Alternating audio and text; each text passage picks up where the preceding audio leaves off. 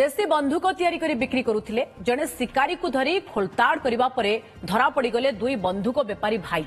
गत 25 तारिख में कुलडीहा वन विभाग जने शिकारी को गिरफ करबा परे ता निकटरू देशी बंधुक जबत करिथिला। जार खोलताड़ करबा परे उक्त देशी बंधुक मांकड़पड़ा अंचलरू तैयारी करा जायथिबा जानिबाकू पाइथिला वन विभाग। गतकाली रातिरे कप्तिपदा वन विभाग मांकड़पड़ा अंचल रे चढ़ाऊ करी बंधुक प्रस्तुत करुथिबा दुई जण बेपारी भाई को गिरफ करिथिला।